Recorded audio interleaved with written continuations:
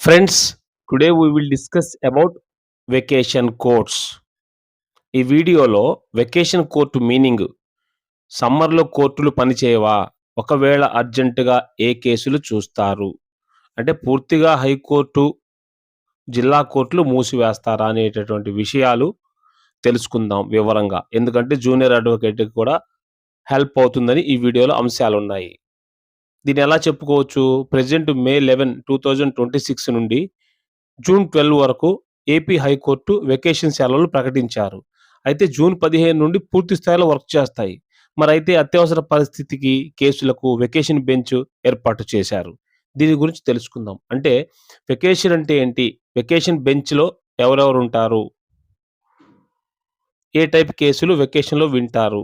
అన్ని రకాల కేసులు వెకేషన్ బెంచ్‌లో వేయవచ్చా? జిల్లా కోర్టులలో ఉండే వెకేషన్ బెంచ్ జడ్జిమెంట్స్ వాలిడ్ అవుతాయా? అనేక రకాల అంశాలు కూడా వన్ బై వన్ డీటెయిల్డ్‌గా జూనియర్స్ కోసం, సాధారణ అవగాహన కోసం ఈ వీడియోలో తెలుసుకుందాం.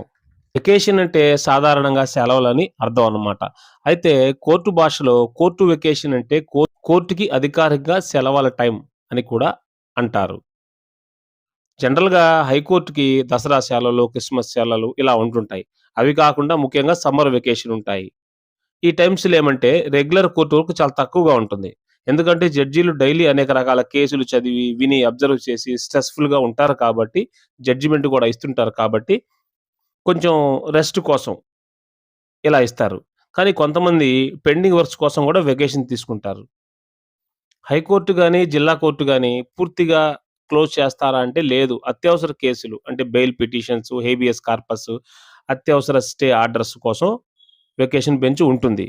సెలవుల టైంలో పనిచేసే special judges, bench vacation judges ఉంటారు. జనరల్ బెంచ్ లాగే ఇది పనిచేస్తుంది. అయితే చిన్న డిఫరెన్స్ ఏమంటే అత్యవసర కేసులు మాత్రమే ఈ యొక్క వెకేషన్ బెంచ్ పరిశీలిస్తుంది. సాధారణంగా వెకేషన్ బెంచ్‌లో ఒక జడ్జి లేదా ఇద్దరు జడ్జీలు కలిసినటువంటి డివిజన్ బెంచ్ ఉంటుంది. ఎవరు కూర్చోవాలనేటటువంటిది హైకోర్టు చీఫ్ జస్టిస్ నిర్ణయిస్తారు. అంతేగాకుండా వెకేషన్ బెంచ్‌లో జనరల్‌గా అక్రమ అరెస్ట్ భయం ఉన్నప్పుడు, అక్రమ నిర్బంధం, అత్యవసర స్టే, డెమాలిషన్ అంటే అన్యాయంగా ఎవరిదైనా ఇల్లు కూల్చివేస్తున్నా స్టాప్ చేయటం, మెడికల్ ఎమర్జెన్సీసు ఇటువంటి పరిస్థితులున్నప్పుడు ఈ వెకేషన్ బెంచ్‌లు పనిచేస్తూ కేసులు చూస్తాయి. వెకేషన్ బెంచ్‌లో ఇంకోటి సాధారణంగా సివిల్ కేసులు అంటే ఎన్నో సంవత్సరాలుగా నడుస్తున్న కేసులు డీల్ చేయరు. అదే విధంగా జిల్లా కోర్టులలో కూడా vacation court, vacation duty judge ఉంటారు. వారు కూడా రిమాండ్ కేసులు అంటే urgent injunctions, women's protection, emergency bail deal చేస్తారు.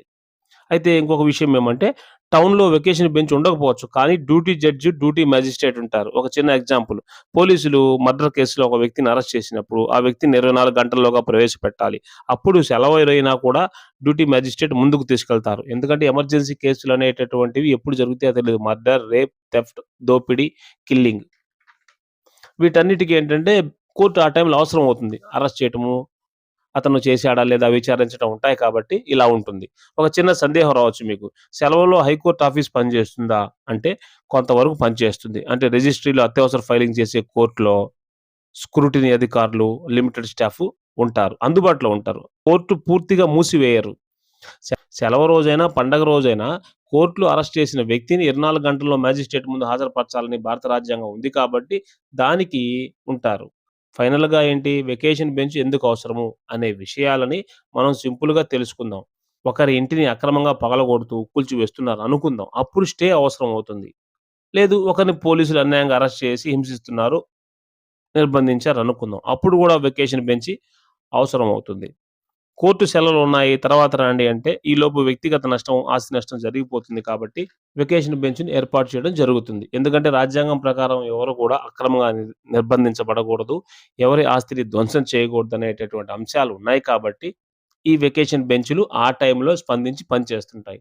అందుకే వెకేషన్ బెంచు ప్రజల హక్కులను రక్షించే ఒక అత్యవసర న్యాయ వ్యవస్థగా చెప్పుకుంటాం మనం. మరి జడ్జిమెంట్స్ చెల్లుతాయా? ఆ టైంలో ఇచ్చే స్టేలు గాని, బెయిల్ ఆర్డర్ గాని, ఇంటరిమ్ ఆర్డర్ గాని, ఎవరినైనా అరెస్ట్ చేస్తే విడుదల చేసేటటువంటివి గాని అన్నీ ఉంటాయి కాబట్టి ఇవి చెల్లుతాయా? వాలిడ్ అవుతాయా? అంటే వెకేషన్ బెంచ్ అంటే సెలవులో కూడా న్యాయం అందించడానికి ఏర్పాటు చేయబడ్డ స్పెషల్ కోర్ట్ కాబట్టి జిల్లా కోర్టుల్లో డ్యూటీ జడ్జీలు, వెకేషన్ కోర్టులు పరిస్థితులను బట్టి పనిచేస్తుంటాయని తెలుసుకున్నాం కాబట్టి ఇవి వాలిడ్ అవుతాయి. రాజ్యాంగం ప్రకారం రాజ్యాంగం హక్కు కల్పించింది.